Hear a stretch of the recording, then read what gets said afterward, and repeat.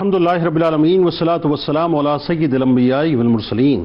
اللہم صلی علی سیدنا و مولانا محمد وعلی آلہ واصحابہ وبارک وسلم وصلی علیہ۔ دنیا کے تمام دیکھنے والوں کو، تمام چاہنے والوں کو، تمام پیار کرنے والوں کو، اور جہاں جہاں تک اس وقت میری آواز کو سنا اور مجھے دیکھا جا رہا ہے، جنید اقبال کی جانب سے انتہائی محبت کے ساتھ السلام علیکم۔ ایک بار پھر ناظرین، آپ کو پرنور صبح نور کے ساتھ میں دل کی عطا گہرائیوں سے خوش آمدید کہتا ہوں، اور آئیے بلا توقف چلیں حضرت ابو انیس محمد برکت علیہ الرحمہ کی تالیف اسماء النبی کریم صلی اللہ علیہ وآلہ وسلم سے رسول اللہ صلی اللہ علیہ وآلہ وسلم کا ایک اسم مبارک پڑھنے اور سننے کی سعادت حاصل کرتے ہیں۔ سیدنا القاسم صلی اللہ علیہ وآلہ وسلم، ہمارے سردار تقسیم فرمانے والے، درود و سلام بھیجے اللہ آپ صلی اللہ علیہ وآلہ وسلم پر، آپ صلی اللہ علیہ وآلہ وسلم کی آل پاک پر، اور صحابہ کرام رضوان اللہ تعالیٰ علیہم اجمعین پر۔ حضرت ابو ہریرہ رضی اللہ تعالیٰ عنہ سے روایت ہے، حضور نبی کریم صلی اللہ علیہ وآلہ نے فرمایا کہ جس نے ایک کھجور کے برابر بھی حلال کمائی سے خیرات کی تو اللہ تبارک و تعالیٰ اسے اپنی دست قدرت سے قبول فرماتا ہے، پھر خیرات کرنے والے کے لیے اس خیرات کی پرورش کرتا ہے، یہاں تک کہ وہ نیکی پہاڑ کے برابر ہو جاتی ہے۔ جناب ہمارے ساتھ جڑے رہیے، کیونکہ آج 20ویں صدی کے افق پر چمکنے والے شیخ نور محمد رحمۃ اللہ علیہ کے گھرانے میں پیدا ہونے والے، عشق رسول صلی اللہ علیہ وآلہ وسلم کا پٹا اپنے گلے میں سجانے والے، اہل بیت اطہار کی غلامی سے اپنے وجود کو مہکانے والے، مسلمانوں کی فکری و شعوری قافلہ سالاری کرنے والے، امت کے وجود کو عشق محمدی صلی اللہ علیہ وآلہ وسلم کی ڈور سے باندھنے والے، وحدت امت کا تصور پیش کرنے والے، قرآن پاک کو اپنا رہنما اور رہبر بنانے والے، اردو اور فارسی شاعری کے آسمان پر روشن ہونے والے، تصانیف کی دنیا میں جداگانہ مقام رکھنے والے، ایک بہترین قانون کی حیثیت سے اپنے آپ کو منوانے والے، سیاست کے شعبے میں اصول و ضوابط قائم کرنے والے، تصور پاکستان کا بیج بونے والے، تحریک پاکستان کا خواب دیکھنے اور دکھانے والے، مسلمانوں میں جذبہ حریت جگانے والے، نوجوانوں کو خودی کی لذت سے آشنا کرانے والے، امت کے اتحاد و اتفاق کا خواب دیکھنے والے، وطن پرستی کے خول سے نکل کر امت مسلمہ کے سمندر میں تیرنے کی تمنا رکھنے والے، صوفی باپ اور عالم استاد کی گود میں تربیت پانے والے، اپنے اشعار سے مردہ قلوب میں ایک تحریک بپا کرنے والے، اپنے گلے میں غلامی رسول و غلامی آل رسول صلی اللہ علیہ وآلہ وسلم کا پٹا سجانے والے علامہ محمد اقبال علیہ رحمہ ناظرین ایک ایسی شخصیت ہے، بلکہ ہر ایک زمانے کی ایک ایسی تحریک کا نام ہے جو قدرت کا وہ انتخاب بن کر آئے، جن کی شاعری مسلمانوں کے جذبوں کی راگ کے ڈھیر میں چنگاری بن گئی، کہ جنہوں نے اپنے قلم کے ذریعے سے کئی ایک تحریک جو ہیں وہ باقاعدہ بپا کر دیا، کہ انقلاب بپا کر دیا، کہ جو مسلمانوں کو اللہ کا وعدہ اور اس کائنات کا راز اس طرح سے یاد دلاتے ہیں کہ کی محمد سے وفا تو نے تو ہم تیرے ہیں، یہ جہاں چیز ہے کیا لوح و قلم تیرے ہیں، جنہوں نے یہ بتلا دیا کہ قرآن پاک ہی مسلمانوں کا اصل منشور اور اصل آئین ہے، یہ جب تک نصاب میں تھا مسلمان کامیاب تھا، اور جب قرآن کا دامن چھوٹا تو مسلمان تنزلی کی گھاٹی کے اندر غرق ہو گیا، کہ وہ معزز تھے زمانے میں مسلمان ہو کر اور تم خار ہوئے تارک قرآن ہو کر۔ یہ علامہ اقبال رحمۃ اللہ علیہ تھے ناظرین، کہ جنہوں نے مغربی تہذیب کے کھوکھلے پن، مغربی معاشرت کے دھوکے اور اس کی بوسیدہ عمارت کی بنیادوں میں دبے تعفن سے واقف ہو کر یہ پکار کو عام کر دیا، زبان زدے عام کر دیا کہ خیرہ نہ کر سکا مجھے جلوائے دانش فرنگ، سرما ہے میری آنکھ کا خاک مدینہ و نجف۔ یہ علامہ اقبال علیہ رحمہ ہی تھے ناظرین، جو جانتے تھے کہ مسلمان کی نجات صرف اتحاد میں ہے، ورنہ آج دیکھ لیجئے صاحب 57 اسلامی ممالک کی بے حسی کا رقص آپ کے سامنے ہے، کہ بیت المقدس میں برسنے والی قیامت ہے، اور ایک طرف ہم سب کی منافقت اور خاموشی ہے کہ ربط و ضبط ملت بیضا ہے، مشرق کی نجات ایشیا والے ہیں اس نقطے سے اب تک بے خبر، ایک ہو مسلم حرم کی پاسبانی کے لیے نیل کے ساحل سے لے کر تاب خاک کاشگر، نسل اگر مسلم کی مذہب پر مقدم ہو گئی، اڑ گیا دنیا سے تو مانند خاک رہ گزر۔ یہ علامہ اقبال علیہ رحمہ تھے ناظرین، جو فرقوں اور ذاتوں میں بٹے مسلمانوں کو دیکھ کر تڑپ اٹھتے تھے، کہ جنہوں نے مسلمانوں کو ایک ملت بننے کا پیغام دیا، جس کی ضرورت آج صاحب اتنی محسوس ہوتی ہے کہ میں آپ کو کیا بتاؤں، کہ وہ کہتے ہیں کہ کہ جن کا مرکز کعبہ ہو، جن کا آئین قرآن ہو، جن کے رول ماڈل رسول کریم صلی اللہ علیہ وآلہ وسلم ان کی سیرت طیبہ ہو، اور یہ ملت جدید دنیا کے تقاضوں سے ہم آہنگ ہو کہ منفعت ایک ہے اس قوم کی، نقصان بھی ایک ہی، سب کا نبی، دین بھی، ایمان بھی ایک، حرم پاک بھی، اللہ بھی، قرآن بھی ایک۔ کچھ بڑی بات ہوتے جو مسلمان بھی ایک، کچھ بڑی بات تھی ہوتے جو مسلمان بھی ایک، فرقہ بندی ہے کہیں اور کہیں ذاتیں ہیں، کیا زمانے میں پنپنے کی یہی باتیں ہیں۔ یہ علامہ اقبال علیہ رحمہ تھے ناظرین، جو نوجوانوں کے لیے اس نور بصیرت کے متلاشی تھے کہ جو آہ سحر گاہی سے ہی ممکن تھا کہ جوانوں کو میری آہ سحر دے، پھر ان شاہی بچوں کو بالوں پر دے، خدایا آرزو میری یہی ہے، میرا نور بصیرت عام کر دے۔ یہ علامہ اقبال علیہ رحمہ تھے ناظرین، جو نوجوانوں کو وہ ویژن دینا چاہتے تھے جو اقوام عالم کو مل کر لیڈ کریں کہ ایک ایسی منزل کی طرف لے کے جائیں جو رسول کریم صلی اللہ علیہ وآلہ وسلم کی بتائی ہوئی منزل ہو، کہ ستاروں سے آگے جہاں اور بھی ہیں، ابھی عشق کے امتحان اور بھی ہیں، تو شاہی ہے پرواز کام تیرا، تو شاہی ہے پرواز ہے کام تیرا، تیرے سامنے آسماں اور بھی ہیں۔ ناظرین کرام، بس یہ علامہ اقبال علیہ رحمہ تھے کہ جنہوں نے ان دو مصروں میں مسلمانوں کی ترقی کو اسم اعظم عطا کر دیا کہ قوت عشق سے ہر پست کو بالا کر دے، دہر میں اسم محمد سے اجالا کر دے۔ اور یہ علامہ اقبال علیہ رحمہ ہی تھے کہ جنہوں نے اس دور میں مسلمانوں کی اصل حقیقت کھول کر مکمل طور پر رکھ دی کہ صفائے دہر سے باطل کو مٹایا کس نے، نوع انسان کو غلامی سے چھڑایا کس نے، میرے کعبے کو جبینوں سے بسایا کس نے، میرے قرآن کو سینوں سے لگایا کس نے، تھے تو آبا وہ تمہارے ہی مگر تم کیا ہو، ہاتھ پر ہاتھ دھرے منتظر فردا ہو، ہر کوئی مست میں ذوق تن آسانی ہے، تم مسلمان ہو یہ انداز مسلمانی ہے، حیدری فقر ہے نہ دولت عثمانی ہے، تم کو اسلاف سے کیا نسبت روحانی ہے۔ سب سے پہلے ذرا ڈاکٹر صاحب، آپ بنیادی طور پہ آپ تو ظاہر ہے چونکہ ایک پروفیسر بھی ہیں،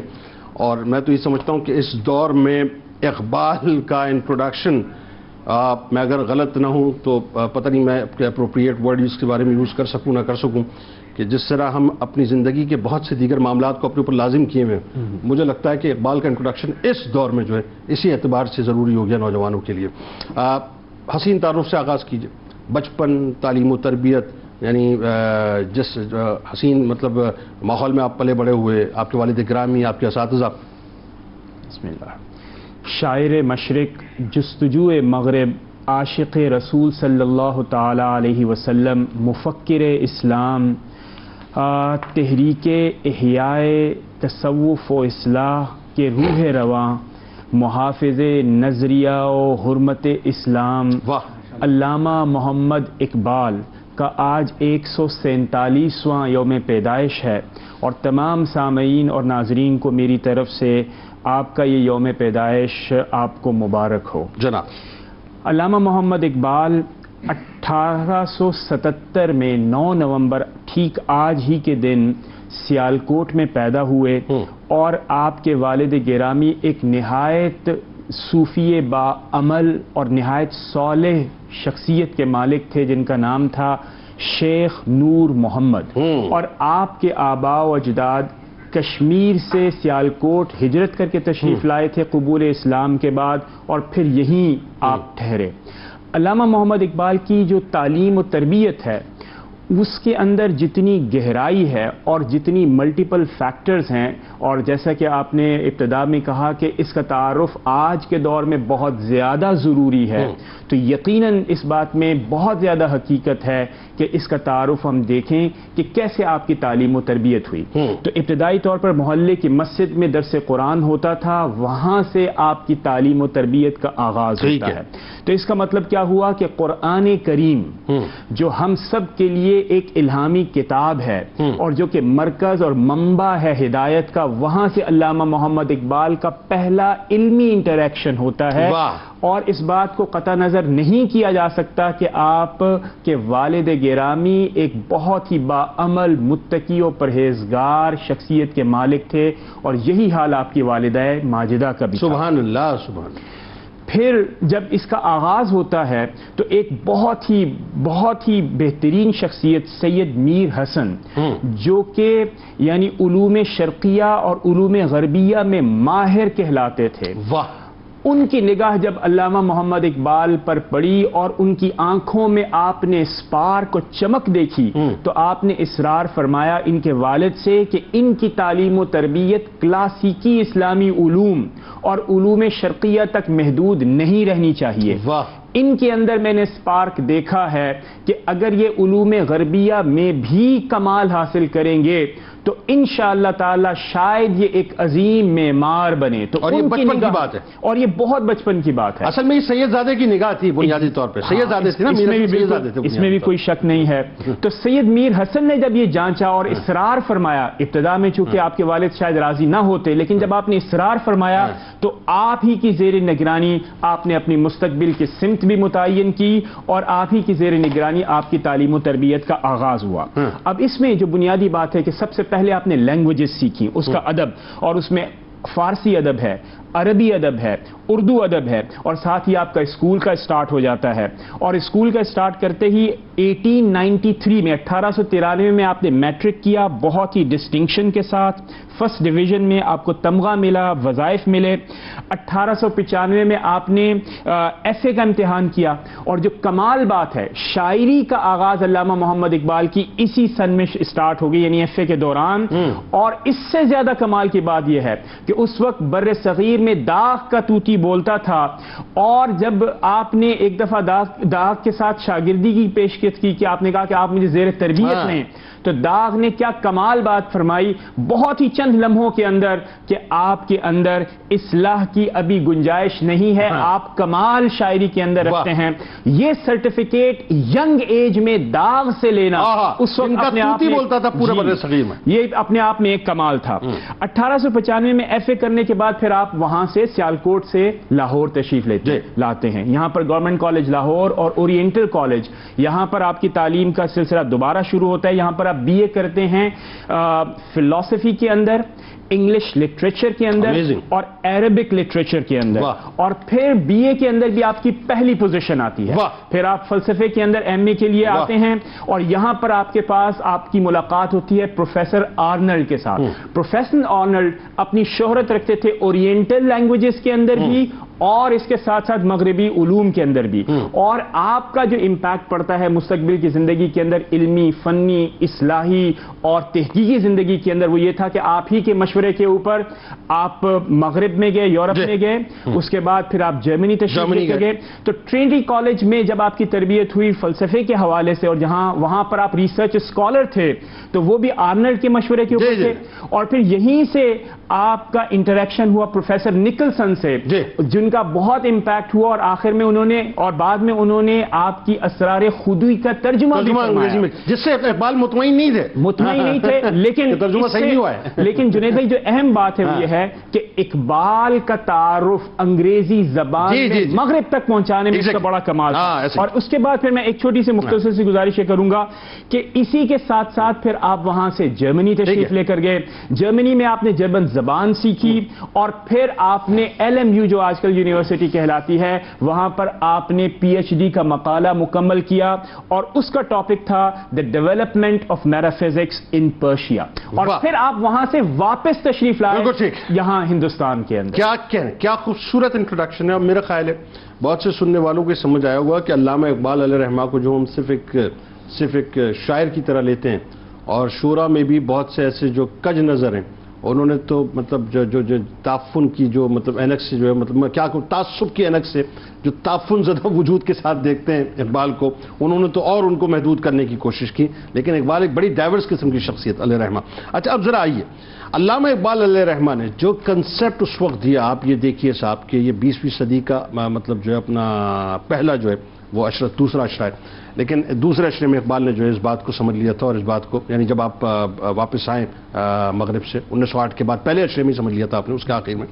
کہ صاحب یہ جو وطنیت کا معاملہ ہے، جو قومیت کا معاملہ ہے، یہ بہت ہی محدود معاملہ ہے. اصل تو معاملہ ہے امت مسلمہ کا. اور وہ جو بات پہلے اشرے میں کہی تھی آپ نے، آج 100 سال بعد جو ہے نظر آ رہی ہے کہ ہم 57 حصوں میں تقسیم ہیں، ایک نہیں ہے، اور کفر ہمارے خلاف ایک ہو کے کھڑا ہے. آئیے ذرا وہ جو بقا آپ نے قرار دیا تھا امت مسلمہ کے معاملے کو ڈاکٹر صاحب آغاز کیجیے. بسم اللہ الرحمن الرحیم. حضرت علامہ اقبال وطنیت، قوم پرستی اور امت مسلمہ کا تصور ایک ایسا بنیادی عنوان ہے کہ میں یہ سمجھتا ہوں کہ پاکستانی قوم پر یہ لازم ہے کہ وہ اس عہد میں بالخصوص نوجوانوں کے لیے کہ وہ علامہ اقبال کو ری ڈسکور کریں. واہ. اقبال کو دریافت کریں، ان کی کتب اور شاعری کا مطالعہ کریں، کیونکہ ایک ایسا عہد جب ہندوستان کو، جہاں مسلمانوں کی 800 سالہ حکومت ہے، جنگ آزادی میں ہمیں ناکامی ہو رہی ہے، مسلمان سیاسی، معاشی، دفاعی طور پر غلامی کا شکار ہو چکے ہیں، تعلیمی نظام، تہذیب و تمدن نہایت ہی تباہی اور بربادی سے دوچار ہے، مسلمان یاس اور مایوسی کے دروازوں سے ایک ایسے زمانے میں داخل ہو رہے ہیں کہ جہاں نعوذ باللہ نبوت کے جھوٹے دعوے دار کھڑے ہو رہے ہیں، اور 1917 میں بیت المقدس آپ کے ہاتھ سے چلا جاتا ہے. جناب 1923 میں سلطنت عثمانیہ بالکنائزیشن کے بعد ٹکڑے ہو رہی ہے، اور باقاعدہ اعلان کیا جا رہا ہے کہ آج اسلام اور ریاست کو نعوذ باللہ جدا کیا جا رہا ہے، اور نیشن اسٹیٹس بن رہی ہیں، قومی ریاستیں بنائی جا رہی ہیں. تو ایک ایسے عہد میں اللہ تعالیٰ نے تحفے کے طور پر ایک ایسا ویژنری، آئیڈیالوگ، تھنکر، فلاسفر کہ جو محض ایک فلسفی اور شاعر نہیں ہیں، جو چیز اقبال کو دیگر شعراء اور فلسفیوں سے جدا کرتی ہے وہ دراصل قرآن سے ان کی اٹیچمنٹ اور ان کا عشق رسول صلی اللہ علیہ وآلہ وسلم ہے. اسی لیے اقبال نے وطن پرستی سے مسلمانوں کو باہر نکال کر اس قومیت کی طرف دعوت دی ہے کہ جس کی بنا قرآن و سنت اور نبی کریم صلی اللہ علیہ وسلم کے عطا کردہ تصور امت مسلمہ پر ہے. آپ دیکھیے کہ اقبال خود کہتے ہیں کہ من بندہ آزادم، عشق است امام من، عقل است غلام من. کہ جب انسان کی کیفیت یہ ہوتی ہے تو پھر اقبال اپنے بارے میں خود فرماتے ہیں کہ دیگر دانائے راز آیت کے نائد، اب جو راز میں تمہیں بتانے لگا ہوں یہ بات توجہ سے سن لو، نہ جانے مجھ جیسا کوئی محرم راز دوبارہ آئے یا نہ آئے. کیا اچھا جملہ ہے. اقبال کہتے ہیں کہ جو کرے گا امتیاز رنگ و خوں مٹ جائے گا. اسی لیے ریکنسٹرکشن میں جہاں چھٹا خطبہ ہے تو اقبال نے اس بات کی وضاحت کی ہے کہ اگر رنگ، نسل، خون اور زمین کے رشتوں کے ساتھ، ارتھ روٹڈنس کے ساتھ کوئی قوم اپنے آپ کو توحید کے بجائے آپس میں جوڑنے کی کوشش کرتی ہے تو وہ دراصل پھر وطن پرستی، قوم پرستی میں، تعصبات میں مبتلا ہو جاتے ہیں. اقبال کہتے ہیں ان تازہ خداؤں میں بڑا سب سے وطن ہے، پیرہن جو پیرہن اس کا ہے وہ امت کا کفن ہے. یہاں وہ دراصل ریجیکٹ کر رہے ہیں وطن پرستی کو، لیکن دوسری طرف فرماتے ہیں کہ وطن کی فکر کر ناداں،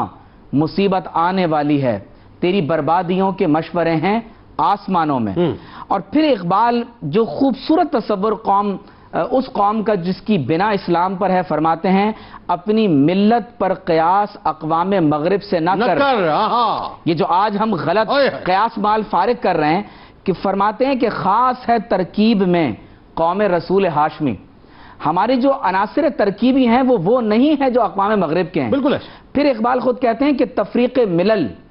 حکمت افرنگ کا مقصود، یہ جو آج مسلمانوں میں ڈویژن آپ کو نظر آ رہی ہے، فرماتے ہیں اسلام کا مقصد ہے فقط ملت آدم. واہ. اور پھر اقبال نے جو خوبصورت بات کہی جس میں اقبال کا تصور وطنیت اور قومیت واضح ہو کر رہ جاتا ہے، فرماتے ہیں قوم مذہب سے ہے، مذہب جو نہیں تم بھی نہیں، جذبے باہم جو نہیں محفل انجم بھی نہیں. اور میں یہ سمجھتا ہوں کہ اقبال نے جب اس زمانے میں ایک صاحب نے برسر ممبر حضور علیہ الصلوۃ والسلام کی نبوت اور رسالت کے حوالے سے اس کو محدود کرتے ہوئے ایک بات کہی تو اقبال نے ان کے رد میں پوری ربائی فرمائی ہے. اقبال کہتے ہیں کہ سرود برسر ممبر کہ ملت از وطن است، کہ یہ ممبر پر کھڑے ہو کر کہہ رہے ہیں کہ امت مسلمہ کی ملت وہ وطن پر مبنی ہوتی ہے. فرماتے ہیں چے بے خبر از مقام محمد عربیست، فرماتے ہیں کہ یہ شخص محمد الرسول اللہ صلی اللہ علیہ وسلم کے مقام اور مرتبے سے نا آشنا ہے. بمصطفیٰ برساں خیش را کہ دی ہما اوست، اگر با او نہ رسیدی تمام بو لہبیست. اقبال کہتے ہیں کہ حضور علیہ الصلوۃ والسلام کے قدمین شریفین میں پہنچو. اگر تم نے امت کے تصور کو جغرافیہ، رنگ، نسل کے ساتھ محدود کر دیا تو فرمایا نتیجہ کیا نکلے گا کہ تم گمراہ ہو جاؤ گے. تو فرمایا اگر تم حضور کے قدموں میں نہیں پہنچے تو فرمایا جو کچھ بھی ہوگا وہ بو لہبی ہوگی. اور اقبال نے جو شکوہ اور جواب شکوہ میں لکھا، میں یہ سمجھتا ہوں کہ اس سے بات مکمل ہو جاتی ہے کہ منفعت ایک ہے، اس قوم کی نقصان بھی ایک ہی سب کا نبی، دین بھی، ایمان بھی ایک، حرم پاک بھی، اللہ بھی، قرآن بھی ایک. کچھ بڑی بات تھی ہوتے جو مسلمان بھی ایک. فرقہ بندی ہے کہیں اور کہیں ذاتیں ہیں، کیا زمانے میں پنپنے کی یہی باتیں ہیں. اچھا اب ذرا آئیے اس طرف کہ خاص طور پہ یہ اگر میں اس بات کو تھوڑا سا براڈر کینوس پہ ہم اور تھوڑا سا اور پھیلائیں تو اس میں ایک بڑی بنیادی بات یہ ہے کہ علامہ اقبال علیہ الرحمہ نے جس طرح سے ٹوٹ کر قرآن سے پیار کیا، عشق کیا اور قرآن کے ایک ایک لفظ کو جو ہے اپنے لیے رہنما اور راہبر بنایا اور امت کے لیے رہنما اور رہبر فرمایا اور جس طرح سے اس کی پیروی کی، آئیے ذرا اس طرف گفتگو کیجیے ذرا. بسم اللہ الرحمن الرحیم. جنید بھائی، اقبال کا جو قرآن پاک سے جو تعلق ہے اس کو اگر آپ نے سمجھنا ہے اور اقبال کا جو ذوق قرآن ہے اس کو اگر آپ نے دیکھنا ہے تو اس کے لیے اقبال کی شاعری کافی ہے. کہ اقبال کی شاعری میں ہمیں جا بجا قرآن پاک کا جو ایک ریفلیکشن ہے، جو ایک عکس ہے، وہ ہمیں جا بجا نظر آتا ہے. بلکہ اگر یہ کہا جائے کہ اقبال کی شاعری کا بنیادی ماخذ ہی قرآن پاک ہے تو یہ غلط نہ ہوگا. اور اقبال نے اس بات کا اظہار خود کیا.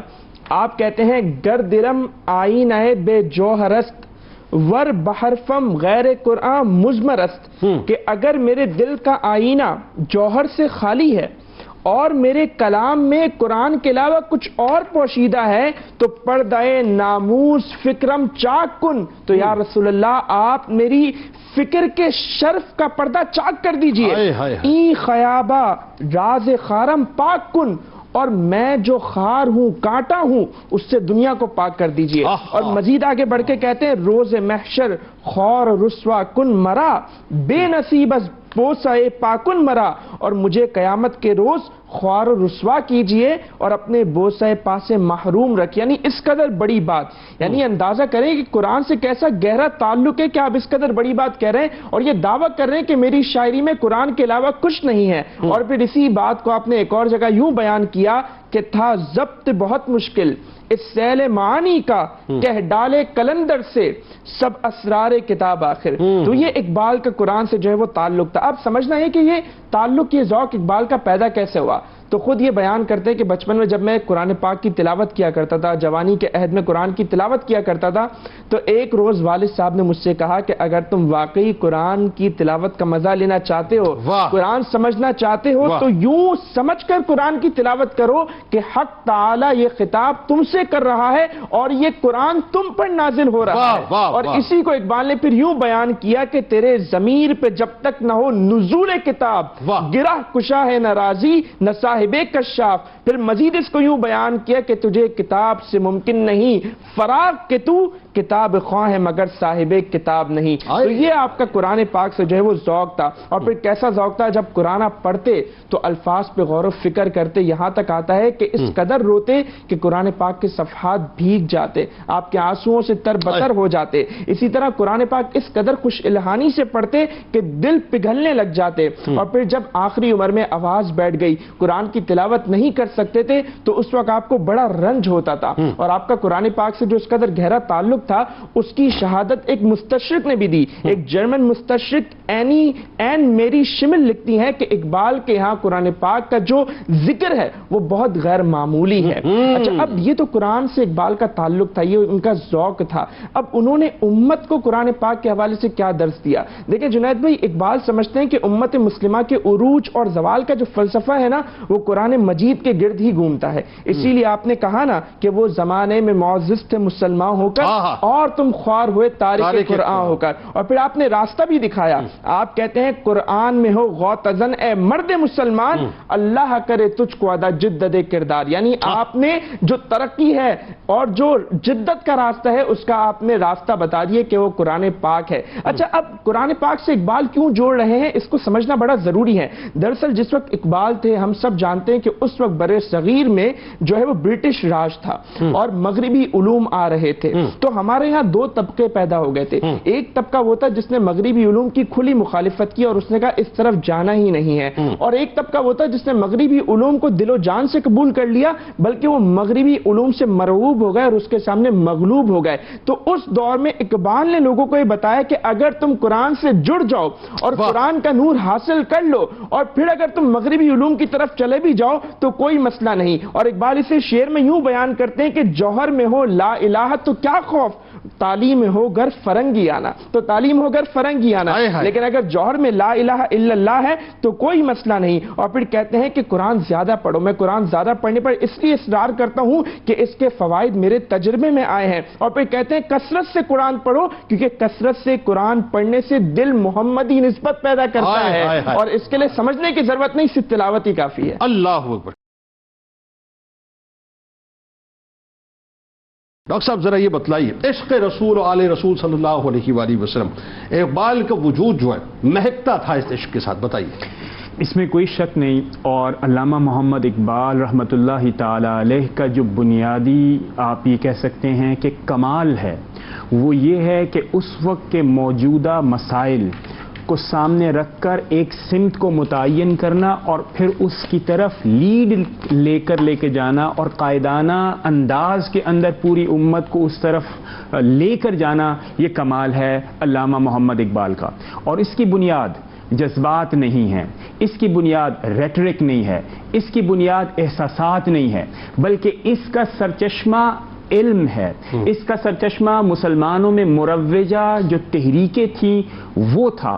اور سب سے بنیادی بات کہ قرآن اور عشق مصطفیٰ صلی اللہ تعالی علیہ وسلم. آپ فرماتے ہیں کہ اس وقت امت کے انتشار کی ایک ہی وجہ ہے اور وہ یہ ہے کہ امت مسلمہ حضور پرنور حضرت محمد مصطفیٰ صلی اللہ تعالی علیہ وسلم کے ساتھ کنیکٹڈ نہیں ہے. وہ تعلق قائم نہیں کیے ہوئے ہے جو تعلق قائم کرنے کی ضرورت ہے. آپ فرماتے ہیں کہ عشق انسانی ارتقاء کی بنیادی قوت ہے اور یہ عشق یوں ہے, یہ ملا ہی حضور اکرم صلی اللہ تعالی علیہ وسلم کے واسطے اور وسیلے سے ہے. آپ فرماتے ہیں کہ اگر عشق کا فقدان ہو جائے تو پھر کسی بھی فرد کے اندر اس کی حقیقت موجود نہیں رہتی ہے. اور اس زمانے کے اندر معاملہ یہ تھا کہ عشق کو ہم بہت ہی منفی انداز میں دیکھتے تھے. اقبال یہ فرماتے ہیں کہ یہ وہ تعمیری قوت ہے جو فرد کے اندر بھی انقلاب لا سکتی ہے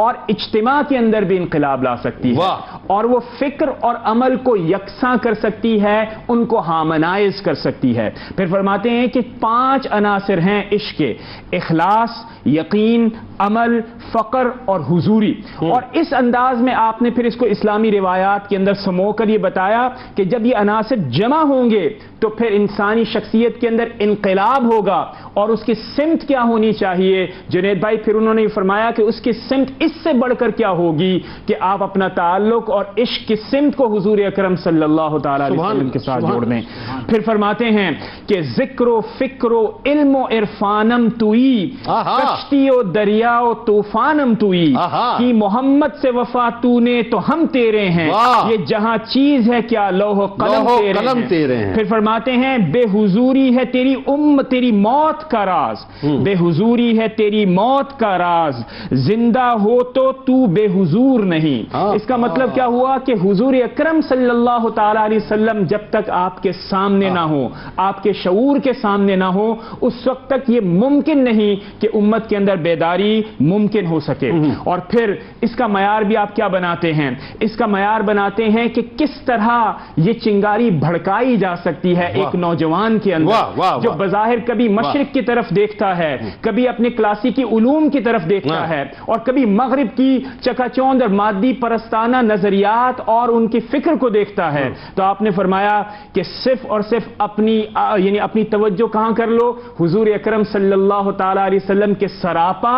اور آپ کے جمال کی طرف کر لو. جیسے ہی تمہاری توجہ حضور کے جمال کی طرف جائے گی وہ عشق کی چنگاری بھڑکے گی اور پھر اس فرد کے اندر انقلاب آئے گا اور یہی انقلاب پوری اجتماع کے اندر پھیل جائے گا. اور اگر ہمیں یہ دیکھنا ہے کہ اقبال کی زندگی کے اندر عشق مصطفیٰ کس قدر کوٹ کر بھرا ہوا تھا تو ایک واقعہ جب میں نے مطالعہ کیا اور دیکھا تو مجھے بہت ذاتی طور پر پسند آیا اور وہ یہ تھا کہ ایک بار آپ نے لیگل کنسلٹنسی کے لیے کسی رئیس نے آپ کو اپنے گھر پر دعوت دی, اس کو کوئی کنسلٹیشن چاہیے تھی اور جب پرتعیش